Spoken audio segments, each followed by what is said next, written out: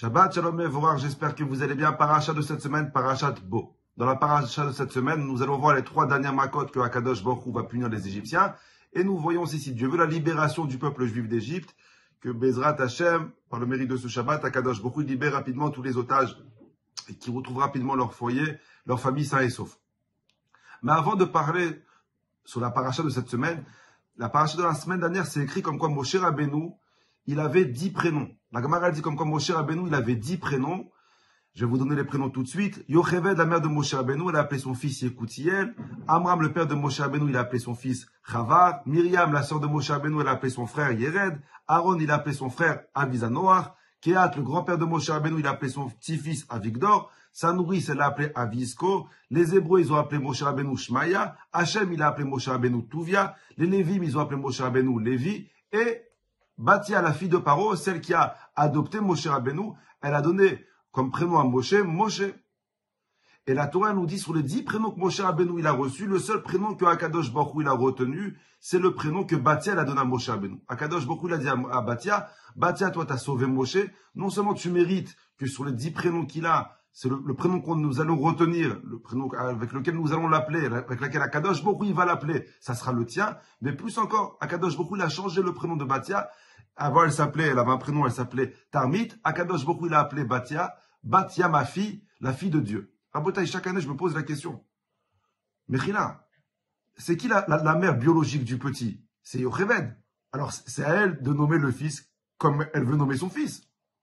Elle n'a pas abandonné son fils, la pauvre. Elle a été forcée de mettre son fils dans un île à cause de la xéra du père de Batia. Alors, la logique, ça serait que Akadosh Baruch Hu, il nomme le fils de Yocheved, comme elle l'a nommé, elle l'a appelé Yekutiel, on devrait l'appeler Yekutiel. Allez, je te suis. Akadosh Baruch Hu, il veut pas l'appeler Yekutiel. Akadosh Baruch Hu, comment lui il l'a appelé? Je vous ai dit comme quoi Hachem il a appelé Moshe Shmaya. Donc le prénom de Moshe, ça aurait dû être Shmaya, puisque c'est Akadosh Baruch Hu lui-même quand il est né, la Neshama de Moshe s'appelait Shmaya. Pourquoi Akadosh Baruch Hu il a retenu le prénom de Batia? Vous avez compris? La question est très belle. De tous les prénoms qu'il a, le seul qu'on a retenu, c'est Batia. Ok, elle a sauvé la vie, c'est mignon. Mais c'est pas parce qu'elle a sauvé la vie comme quoi on doit lui donner le prénom qu'elle a choisi.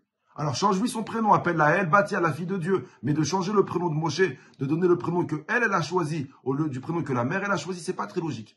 Vous savez, il y a une chanson que mon père, il adore, que je me l'accorde une longue vie, une bonne santé. À chaque fois, il la chante, cette chanson. C'est un passage dans Télim, qui dit comme ça, Tov Leodot Lachem. Il est bon de louer Akadosh Baruch Hu, ou les Amel et Shimchalion, et de célébrer le nom d'Hachem. Et après, c'est écrit dans Télim, les Hagid Baboker Chazdecha. Combien il est important de raconter le matin la bonté d'Hachem. Ve'munatra balelot. Et combien c'est important d'être loyal à Hachem la nuit.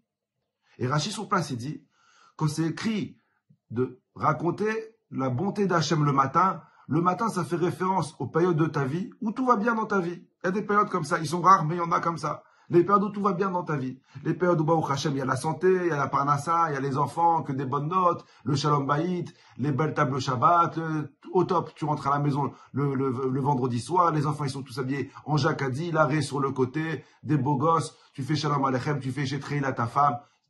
Tout est parfait. Les hagid baboker chazdecha, quand ça va bien dans ta vie, alors raconte les bontés d'Hachem. Remercie Hachem quand tout va bien dans ta vie. Il y a aussi d'autres périodes, malheureusement, qu'on ne choisit pas. Ve'munatra balelot. La nuit. La nuit, Rachidi, ça fait référence aux périodes de ta vie où ça va mal. Où la parnassa, c'est pas ça. Le shalom bayit, c'est pas ça. La santé n'est pas au top. Les enfants, c'est catastrophe. Le shalom bayit, pas du tout. Tu rentres le vendredi soir à la maison. Un, il a un pyjama. Ils ont des pyjamas dépareillés. Tu sais pas pourquoi l'autre est torse nu. Ils ont des chaussettes différentes. Et la khnouna qui pend de tous les côtés. T'as envie de renverser toute la maison. La table n'est pas prête. Ve'munatra, ça fait période aux références. La nuit, ça fait référence aux périodes où ça va pas dans ta vie. Viens à Kadosh Baruch Hu te dire, mon fils, quand tout va bien dans ta vie, quand c'est le matin, loue Hachem, remercie Hachem, célèbre Hachem. Mais quand ça va mal dans ta vie, quand c'est une période d'obscurité, de noir dans ta vie, reste loyal à Hachem. Et en restant loyal dans les périodes où ça va mal, tu arriveras à célébrer quand tout va bien. Reste loyal à Hachem. Combien c'est facile d'aimer Akadosh Baruch Hu quand tout va bien dans notre vie. Combien c'est facile de célébrer, de louer Akadosh Baruch Hu, d'aller dans toutes les loulottes quand tout va bien dans ta vie. De dire Hachem Gadol, c'est beaucoup plus difficile d'être loyal à Akadosh Baruch Hu quand tout va mal. De dire malgré tout, malgré que je comprends pas, malgré que c'est difficile, malgré la souffrance, je reste loyal à Hachem. La loyauté, c'est quand ça va bien et quand ça va mal. Viens la Torah te dire un chilouche de folie. Batia, quand c'est qu'elle a décidé de se convertir? Elle n'a pas décidé de se convertir quand les Juifs ils ont quitté l'Égypte, quand il y a eu, après les 10 miracles, après que la mer elle soit coupée, après que les Juifs ils ont reçu la Torah. Batia a décidé de se convertir quand les Juifs ils étaient au plus mal, quand les Juifs ils étaient au maximum de leur souffrance, quand les Juifs ils étaient persécutés, quand les Juifs ils étaient en esclavage. Malgré tout, Batia elle a dit, je veux faire partie de ce peuple, je veux être loyal à ce Dieu, pas quand tout va bien dans notre vie, même quand ça va mal. Quand Akadosh Baruch Hu, il a vu que Batia a voulu se rapprocher de lui, pas quand tout allait bien, quand tout allait mal, la Gemara dit comme quoi Batia elle est partie se tromper parce qu'elle avait la lèpre. Alors quand elle a la lèpre, elle veut se convertir. Quand elle a la lèpre, quand elle souffre, quand elle voit un Israël qui souffre, c'est là qu'elle se convertir. Akadosh Baruch Hu, il lui a dit, une personne qui m'est loyale quand tout ça va mal dans sa vie, non seulement comme quoi elle mérite que le libérateur, il porte le prénom qu'elle a choisi, mais en plus, elle mérite d'être ma fille et elle mérite de rentrer vivante à Gan Eden.